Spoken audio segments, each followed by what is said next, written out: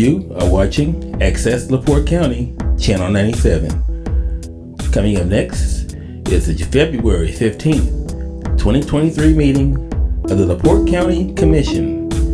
You can find more information for this meeting by visiting www.accesslaportecounty.org. All right, good evening, everyone. Welcome to the LaPorte County Commissioners evening meeting. We're going to call the meeting to order and start with the Pledge of Allegiance. Mr. Dakota Euler, would you lead us, please?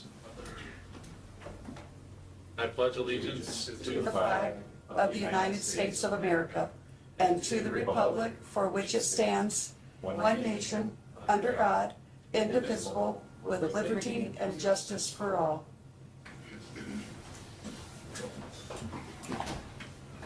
All right, thank you. Mr. Auditor, roll call, please. Commissioner Grammarosa. Present. Commissioner Brzezinski. Here. Commissioner Haney. Present. Commissioner Mrzinski? Present.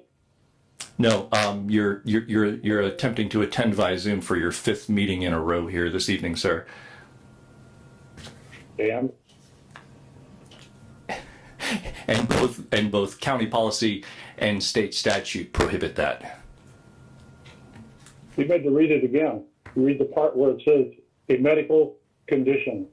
Are you attempting to claim a fifth medical exemption in a row this evening here, sir? Well, it's a condition that I have for the rest of my life, so yeah. Would you mind elaborating on the condition you have for the rest of your life, sir? You said most of that, but you're familiar with the HIPAA laws, I'm sure. Well, if you're asking the chair, consider your fifth medical exemption in a row, you haven't had a issue previously sharing things like your second bout of COVID. It makes it very difficult for me to entertain the notion of entertaining fifth time in a row as you're living in Florida right now.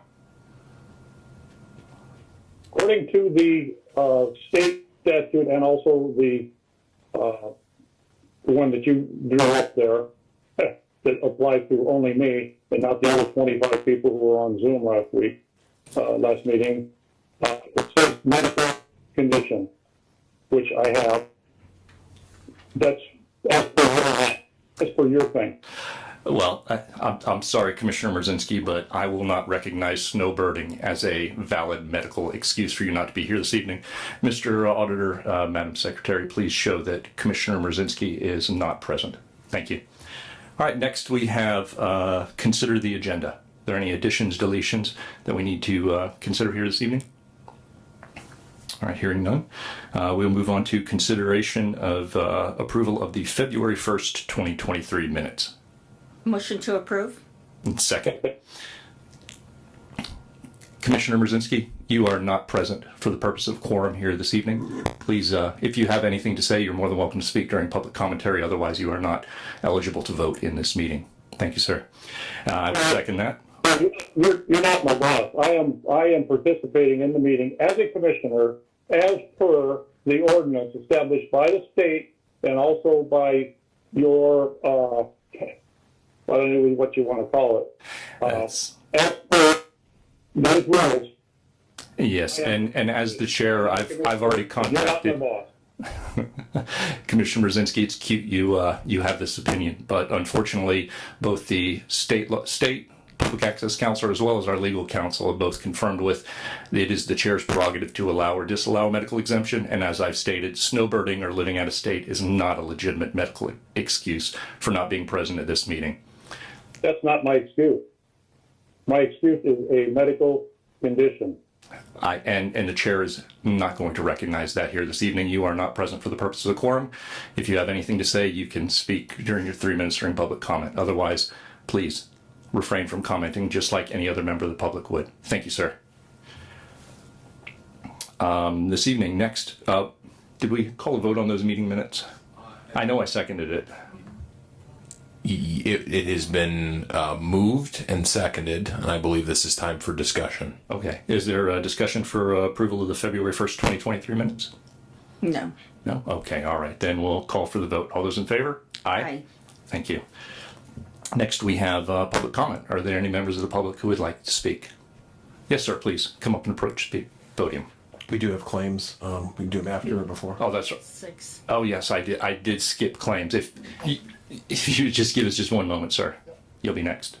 Apologize for that. Mr. Auditor, please, consideration of claims. Thank you. Yes. Good evening, commissioners. We have payroll in the amount of $1,498,866.65. And we have operating expense claims as reported of $4,402,312.03. I would ask your consideration and or indulgence in giving approval to pay on an expedited basis. In addition, a bill from Friedman and Associates from October 17, 2022, which was signed by Commissioners Matias and Brzezinski. Non-litigation amount of $5,292. And also from December 16, 2022, a litigation bill from Friedman and Associates in the amount of $10,282.50. And then a bill from DBSE, Drayton BG Sugo Elliott, from 11/17/22 in the amount of $6,955.83. All three of these bills were previously approved by 2 of the 3 commissioners unsigned off on through your departmental capacity. And they were reviewing them in my capacity, and it's your decision, obviously, as everything here is. Thank you, Mr. Auditor. Really quickly, I think you have an older agenda. The updated agenda showed $6,230,811.87 for claims. I apologize if that one didn't get into your packet. That was a additional amount that came in right at just before closing time on Monday. I apologize. No, that's all right. That was a docket that I had actually brought to you, and That's yes. great. All right. So we'll with that. I will accept your number 6. Thank you. Do we have a motion for that? Motion to approve. All right, and a second. Any discussion? All right, hearing none. All those in favor? Aye. Thank you. All right, public comment, please, sir. Apologize for that. Good evening, Commissioners. My name is Don Ensign, and I am a representative of the Veterans Memorial Parkway Commission, the Friends of the Veterans Memorial Parkway, and the Northwest Indiana Middle East Veterans Association. The purpose of our group is to build memorials on the Veterans Memorial Parkway to honor our fallen in the battle and those that have served in our wars and conflicts over the decades. We have built the Korean War Memorial in Leroy, Indiana. The Vietnam Memorial is in the Stony Run Park in Lake County. I got a question for them. And we are planning to build a Middle East Memorial in Hebron, Indiana on Route 231 on the Veterans Memorial Parkway. We're in the process of working on building the World War I and World War II Memorial in Crown Point, and again, the Middle East Memorial in Hebron. I've acquired a lease with Hebron on our trail, on the Veterans Trail, 99-year lease, and our committee is working towards engineering and design of the memorial for the Middle East. I prepared a couple of packets for you for further consideration. If I may, Sure. bring these up. Thank you. Thank you. In that packet, you will see the 8 fallen heroes from LaPorte County that will be honored on that memorial when it gets built. I don't know, I think you should have received the request of joining us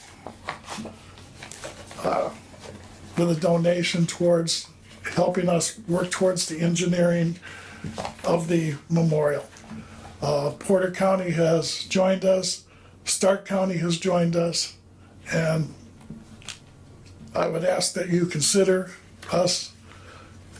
You have the packets, the information on these cards, give you information about both of our groups. My name and contact information is on the card. And I would ask that you please consider joining us to honor the veterans that have fallen here. Certainly looks worthy. We'll definitely take it under advisement.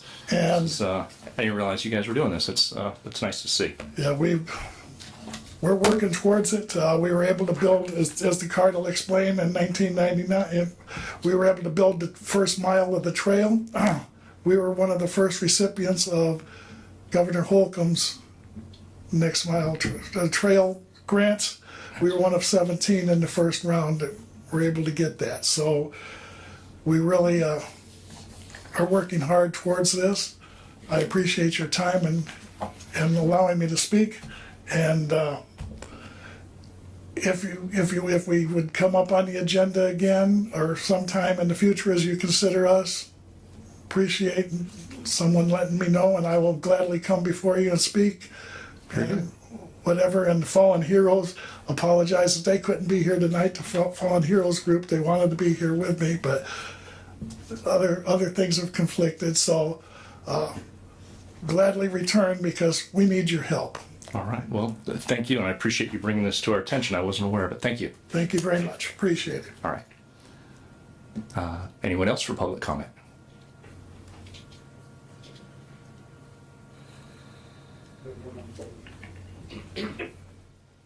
Okay. I thank you. Good evening. Good evening. Rick Kentav, LaPorte, Indiana. I come before you today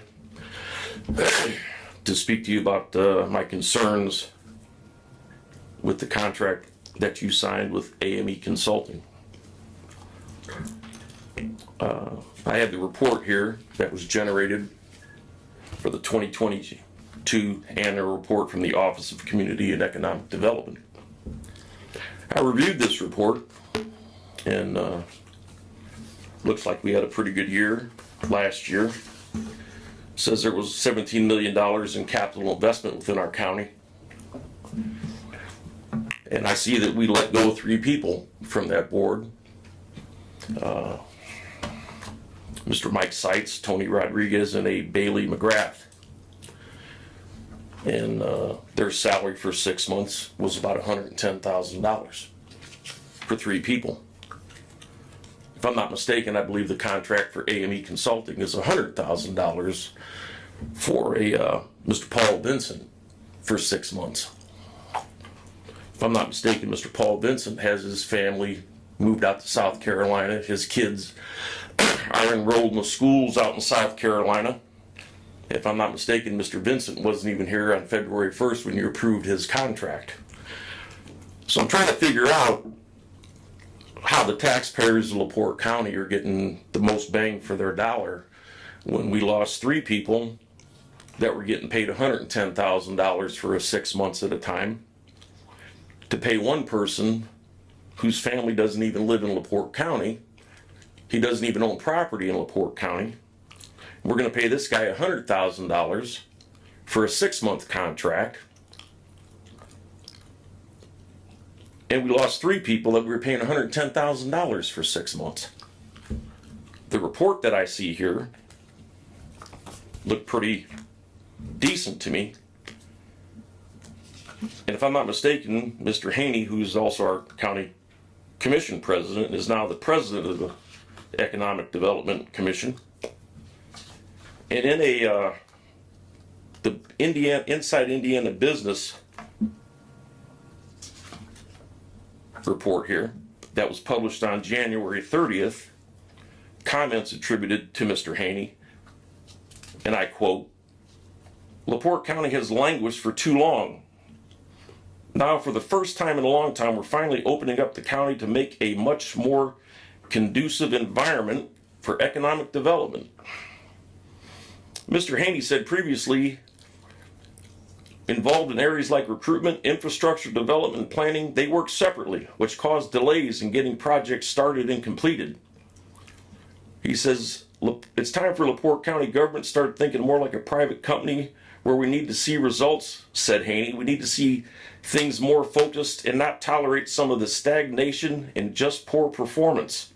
The contract with AME Consulting is for 6 months. Well, when I read this report, it didn't look like we were stagnating, that they weren't communicating. I'm just trying to figure out how a man who doesn't even have his family live here, who wasn't here when his contract was approved, is he going to be here for 6 months straight, earning that $100,000, making site visits and doing his job for 6 months straight? Or is that $100,000 going to be paying him to fly back and forth to South Carolina to see his family? Now, I'd like to give each one of you here, the two of you commissioners, I want this to go on file so that we have this, so it can be seen here. And I want it to go on record with Mr. Haney's comments. I don't really see how the taxpayers in this county are going to get the proper return on their investment with this AME Consulting for a man who doesn't even live with his family here and spends probably half the time out of the year in South Carolina where his kids are enrolled in school. He bought property in South Carolina, sold his property here, and we're giving this guy $100,000 to do what we were paying 3 people $110,000 every 6 months to do. I find that very troubling. And I just don't see where us as the taxpayers in this county are getting the best return on our investment for our tax dollars. And one other thing, on a side note here, I think if you're going to ask a gentleman what his medical condition is, you don't do that in front of the public. If you want to ask a person what their medical condition is, I think your county attorney can tell you that's something that's to be discussed in private, not in public. And I think under HIPAA laws, you can agree with that. Can't you, Mr. Jones? Thank you for your comments. Is there anyone else for a public comment? I'd like to ask the attorney myself, are you going to allow this president to completely change the nature of the ordinance, not only from the state, but also the one that those two adopted, and ignore what's written in the medical condition? As you know, Commissioner Mrzinski, this isn't a time for questions. However, we'll indulge your question in this one instance. Mr. Attorney, if you would. Sure. I was posed this question purely from a commission rules perspective. The commission passed a rule at the first meeting of the year regarding its in-person versus virtual attendance policy. That was passed by a majority of the commission, and per Robert's Rules of Order, which control our commission meetings, the interpretation and enforcement of those rules are left to the commission president. The commission president, Mr. Haney, has deemed you, Mr. Commissioner Mrzinski, are not present for the purposes of this meeting. He has the power to make that determination as the chair of this meeting, and I believe my impression of this comports directly with the same impression expressed by Public Access Counselor Luke Britt. So you can ignore what the ordinance states. You can ignore it. You can just change it if you want. I mean, how many times do you want to change the ordinance? The ordinance is pretty clear, and it was agreed to by at least those two. And the one prior to that was agreed to by 3 commissioners from the state of Indiana. And both indicate an exemption for a medical condition, which is what I'm saying. Not a snowbird. I'm going to have a medical condition that being treated at the VA hospital in the county seat here of Viola. So, That's what the rule says. may I respond to that? Yes, please, Mr. Jones. So, I respect your question, Mr. Mrzinski, and my perspective on this is that the chair of the meeting has the right and the obligation to determine whether the exemption applies. Here, the chair of the meeting has determined that the exemption outlined in the county ordinance does not apply. He has the right to make that determination as the chair of this meeting. It's a right to change the rule. He has a right to interpret and enforce the ordinance as written. He does not have the right to change the ordinance. A majority of the commission changed the ordinance, Mr. Mrazinski. The ordinance says medical condition. You can read that yourself. And now he's saying that that doesn't apply anymore. So you're changing the rules. That's never been brought up. It's never been agreed to by anybody else. All of a sudden, Haney is the king of the county. He can just change rules, and we're going to go along with it. Is that what you're telling me? That's not accurate at all, Mr. Commissioner Mrazinski. Commissioner Mrazinski, you know the intent of the state legislature. I reached out to the state anticipating this issue would continue. You've missed 4 meetings. This is your 5th meeting. You've not even been in the state of Indiana. The intent of the legislature is crystal clear when they passed this policy, this ability to have a policy for legislators, elected officials to attend remotely. The intent was not to have someone govern from out of state for half the year. The legislature was extremely clear on that. The opinion that I got from the state was clear on that. The opinion we got from our local attorney is clear on that, and I am clear on that. You have not set foot in this county for 5 meetings in a row now. You are living out of state, and this is my determination. You are currently living out of state, which is fine. Either way, I do not have to grant a recognition of a medical exemption for the 5th meeting in a row when you have no problem living down in Florida. You're continuing to golf. You're continuing to the VA post down there, the VFW post down there is a friendly post. Friendly bunch of folks. You tell me you haven't stepped foot in there in the past, I don't know, it's 7 weeks, whatever it is. Thank you, Commissioner Mrazinski, for your comments. We appreciate it. Is there anyone else for public comment here this evening? I see we have a hand. Yes, sir, please.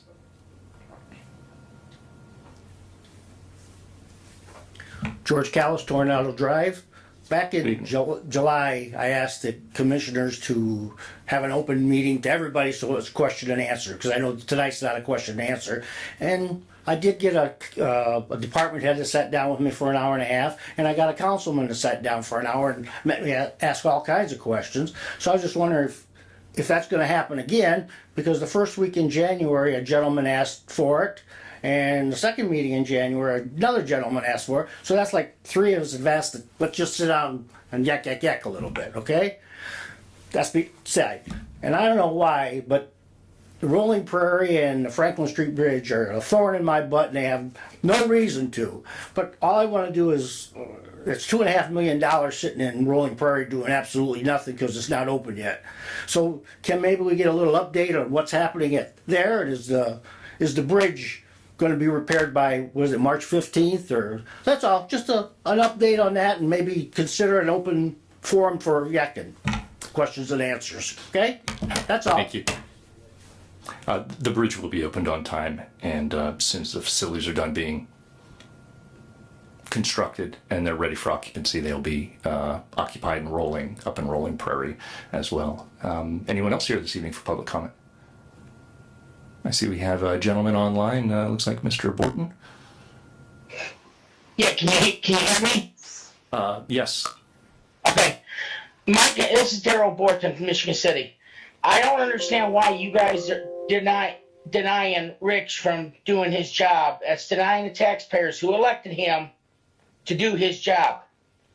So let him do his job that he was elected to do. And quit playing the king of the county, Joe, because you're not. Thank you. Thank you for your comments. Is there anyone else for public comment here this evening? I don't see anyone here in person. I don't see anyone online. Public comment going one more time. Not seeing anything else. Public comment is now closed. Next we'll move on to department head comments, please.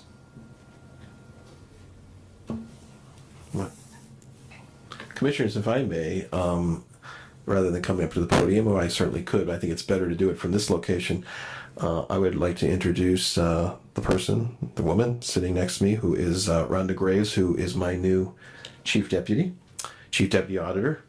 Welcome, Rhonda. And I also want to give a tearful and very fond farewell to Vaughn Galloway, who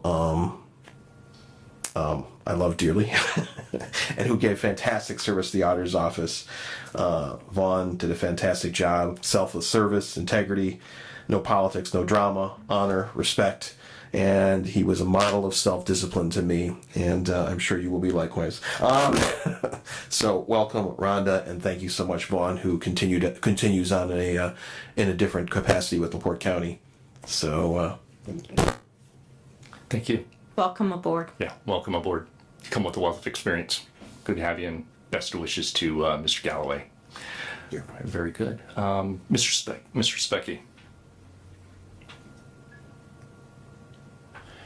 Good evening, Commissioners. I also just wanted to mention some retirements in our department. Nikki Schmuddy is our chief naturalist. She's been with us, with the county 29 years as a naturalist out at Lure Park. Just about everybody who's been out there taking kids to programs or adults to programs probably has seen Nikki doing things. And throughout her career, she's had over 200,000 people at her programs over the 29 years. So she has been, if you ask any teacher, she's always available to do in class programs and all of those kind of things. And then also our recreation and education programmer is also retiring after 16 years. So both of our nature center staff are retiring. We've already held interviews and have some really good candidates picked out, and they're going to be going through the hiring process. So we are having a retirement gathering for both of them at once on March 1st out at the Nature Center at Lure from 1 to 4. So public's invited. There'll be refreshments and just people can tell them thank you and talk to them and send them off. So thank you. Thank you. Please wish them a happy retirement for us, and thank you for their time with the county. Yes, Mr. Jones. I want to make a similar introduction. I've brought to the meeting this evening Mark Rule, who's sitting in the gallery. Mark has joined my law firm as an attorney. He will be, when I am unavailable or when Mark and I need to collaborate, he will be present in LaPorte for any business that the county needs, the same as I am. We're also doubly excited because Mark is a longtime LaPortean who lives about 6 minutes from the building that we're sitting in here right now. So we're really excited to have him on board and to help assist me and the rest of Jones Law Office in serving the county. Thank you. Welcome aboard, Mark. It's great to see you again. All right, any other department heads? Seeing none here in person, none online. All right, we will move on to requests. Don't seem to have any requests this evening. Old business. Consider Commissioner's appointment to the Property Tax Board of Appeals.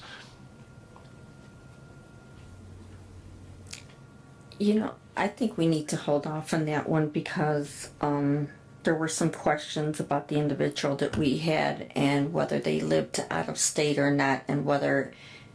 I apologize. I actually did get an opinion back on that today from right before I went into all those meetings right at the beginning of the day or earlier today.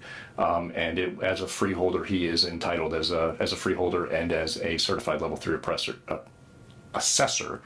Excuse me, certified level 3 assessor to taxes could be considered high in some areas.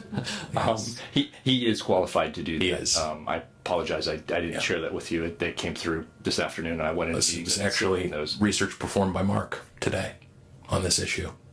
Okay, and he'll be here in town to do all the meetings? Yes, he said he would. Okay, so nominating Ken Purse. And I will second that. Is there any discussion? All right, hearing none. All those in favor? Aye. Thank you. All right, next, new business. Consider a housing request from Juvenile Services Center. Is Judge Alavisos on? If Judge Alavisos isn't on, I can actually speak to this as he called me this afternoon. But I would defer to him if he is available. I don't see his name in the list, so yeah, please, Mr. Jones, if you would. Sure. So this is really sort of a preliminary conversation. Judge Alavisos has been contacted by the United States Marshal's Office regarding the possibility of offering LaPorte juvenile, I'm trying to think of the best way to say this. It's the incarceration unit we have for juveniles. Secure the secure side. Yes, yeah, on the secure side, that is DOC approved and certified. The federal government is in constant need of finding kind of local partners throughout the country to house young inmates. We have 12 beds available. Frequently, there's only 2 or 3, LaPorte residents who are being held there. So the marshal's office, as well as a federal judge, had reached out to Judge Alavisos to see whether we had any interest in making our beds available. Now, if we do decide to do this, we can ask for pretty much whatever amount we want. The jail was able to put together a spreadsheet that was just sent to me this afternoon showing what other jails around the state charge. It's usually somewhere between $130 to upwards of maybe $160, $170 per night. So I think with the commission's approval, I would like to at least engage preliminarily with the marshal's office to determine what interest level they have in LaPorte and seeing at what price point they would be willing to pay us on a per diem. What's nice about this opportunity is we have fixed costs in this regard. Adding an additional inmate or person being held, the incremental cost of these folks is really just the meal cost, which is usually $10 or less per day.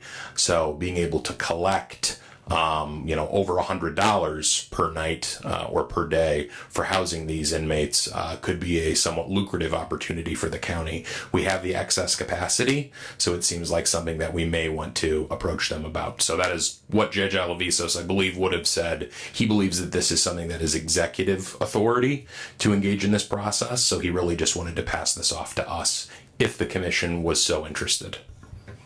So then I'd like to make a motion to consider the housing request for Juvenile Service Center, and that would give you the ability to go ahead and negotiate that. Very good, very good, and I'll second that.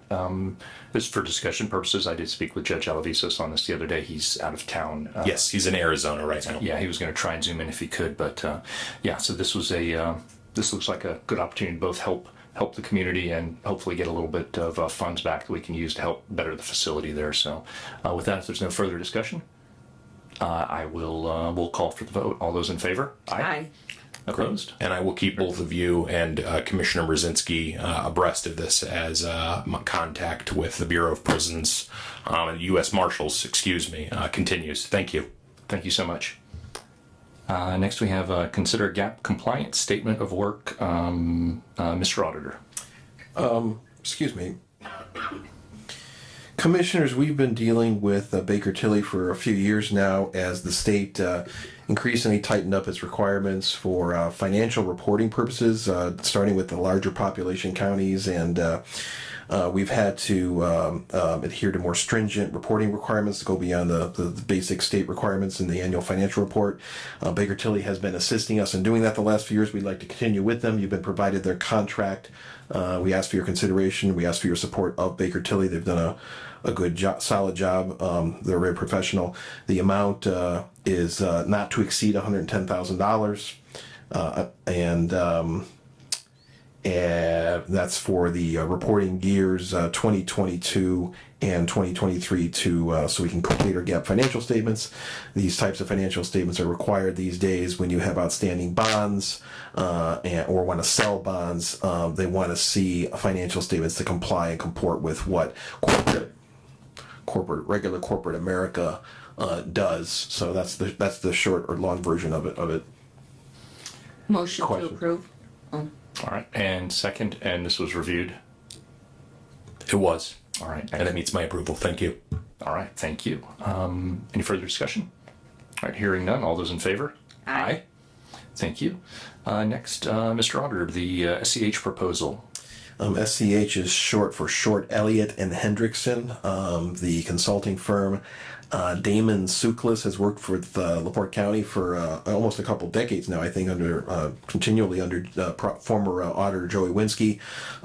He assists and has been invaluable and crucial with the budget related matters. You've been provided the proposed contract. It is for $8,000. It's proposal for 2023. not to exceed 8,000 plus no more than $250 worth of expenses. We would very much appreciate your consideration in our being able to use him again this year. Motion to approve. I'll second that. Again, meets your approval? Yes. It does. All right, thank you. All right, further discussion? All right, very good. All those in favor? Aye. Thank you. Thank you, commissioners. Certainly. Next, consider drinking water tests at the Valparaiso lab. For those who aren't familiar with the recent flood, our testing facilities here in the county are not currently operational due to that flood. So that's what you'll be speaking about here tonight. Yeah, so our public water systems, we have 5 of them, 2 at Red Mill and then 1 at each of the other parks. And typically we go to the health department and they do the test for us, and it's no cost to the county other than what their minimal costs are. So now that they're going to be closed and they're telling me possibly for the rest of the year, possibly, we need to have a plan in place to get those water tests done. It's monthly for the non-year round systems of Creek Ridge and the south side at Red Mill, and then the other 3 are quarterly. So altogether, there's 40 tests that will need to be done, and it's a cost we would not have normally had. So asking permission to go before the council and ask for this extra money. So motion to go to the to the council to ask for the total of not to exceed $1,600 for drinking water test at Valpo. Very good. I'll second that. All right. Any further discussion? All right. Very good. All those in favor? Aye. Aye. Thank you. Thank you. All right. Next, we have consider renewal for microvote contract for 4-year full service agreement. County Clerk Heather Stevens. Hi. This is basically, it's the same thing that we've used for years. I know that we've sent a copy of the contract to you guys along with the county attorney. So this is just for the programming of our machines. Eventually we could learn to do it ourselves and save a little money, but I think right now we're better off to let the professionals do what they do. Very good. Thank you. Reviewed. I had a minor correction that was addressed and revised, so it meets my approval. Excellent. Thank you. So motion to approve. All right. Motion to approve the microvote contract for 4 years. I will second that. Any further discussion? All right. All those in favor? Aye. Aye. All right. Thank you. Thank you. Next, we have consider workers' compensation policy proposal, Michiana Insurance. Mr. Jones. Mr. John Jones. Right. Thank you, Mr. President, Commissioners, Auditor, Mr. Jones. Good evening. As promised and directed, I'm back to report on responses from various carriers as we move towards the second quarter of our work comp policy period. We had 6 carriers approached for proposals, 3 ultimately declined, 3 submitted proposals. 1 was eliminated and 2 offered some value to consider. At this time, I was able to negotiate better terms with our incumbent, resulting in a $27,810 reduction in premium. So I would recommend that we finish the policy period with Bidco and bring refreshed proposals in this fall for the December renewal. I'm also calling for some increased risk management from both the incumbent and those proposing to do business with the county here this fall or in the future. And planning in the near term to begin an educational campaign for department heads later this year to enhance our cooperation as a stakeholder and partner in reducing our loss experience here at the county level. So I'd ask for your consideration to approve continuing through these next 3 quarters with Bidco at this time. Good, thank you. So I'd like to make a motion to continue with the workman's comp policy proposal with Bidco. I will second that. And for discussion, I appreciate you make them go back and sharpen their pencils and get us a little better rate. So I appreciate that. Yes, Thank sir. you. That's what I'll do. Thank you. Appreciate it. Thank you. All right. Any other discussion? Oh, Mr. President, I'm sorry. Yes. I do have the policy to present to you. Sure. Thank you. All right. Hearing no further discussion, all those in favor? Aye. Thank you. Thank you. right. Mr. Sebecki, good to see you again, sir. All right, we're requesting permission for both sick time and vacation hours. Yeah, so as I stated earlier, Nikki Schmuddy is retiring, and this she actually has vacation and sick time. She has 60 sick days and 5 weeks of vacation. And then Laura Moyer has 100. She has 4 weeks of vacation that I'm requesting to pay them, and I would have the money. The people I'm hiring are on the at the beginning pay, so I would have the money in that account already to pay them what they're owed for their time and not have to request more money. So. Okay, so I'd like to make a motion to approve the vacation, or it would be retirement and vacation time and sick time. Yeah, sick well. time. Yep, sick time and vacation for Nikki, and then vacation for Laura. All right, very good. I'll second that. Any discussion? All right, thank you. Thank you. All those in favor? Aye. Aye. Thank you, Jeremy. Thank you. All right. Next, we have consider out-of-state travel for Sean Fagan, prosecuting attorney. People in his office going to Savannah, Georgia for some conference and training, May 22nd to the 26th of 2023. He may be on Zoom. Can you hear me, commissioners? Yes, Mr. Prosecutor, please. Thank you. So the ERISCA conference is this one is the 60th annual conference. It basically deals with matters related to one of the functions of my office, which is the Child Support 4D division. And it's a week-long conference. I'll have about 5 or 6 people going. And the nature of the early request is to make sure that we can book rooms and such and travel at the cheapest price and have a number of people go for annual training. That will include my top staff, including Ms. Tracy Tillman, who is one of the directors, along with Barry McDonald, who is one of the main attorneys for that division in my office, and a couple of other employees. So I'm just asking for permission to travel during that time. I have a question. Do you have the money in your funds, or will you be going to the council? We currently appropriate money. We have an appropriation set aside, and it should, I believe we have the funds available, yes. Okay, so I'd like to make a motion to approve the prosecuting attorney and staff to go to the 60th annual training conference. All right, and I will second that. Hope you feel better tonight, Mr. Fagan. I hear you're under the weather. Any other discussion? Oh, hearing none. All those in favor? Aye. Aye. Thank you. All right, very good. Nikki has another issue. Yeah, he does. Yep. Consider payout of some sick time for a retiring employee. I haven't gone anywhere yet. Still here. No, one of my employees, Gail Boss, longtime employee with the prosecutor's office, done an exceptional job, but she's leaving our office after 33 decades of good service to the people of LaPorte County. And as part of that her long tenure, she's leaving with about 41 and a half sick days. And so per county policy, the total, I believe, is about $3,100. We have funds available. So there should not be any problems with that. So just to correct, it was 33 years, correct? Not 33 decades.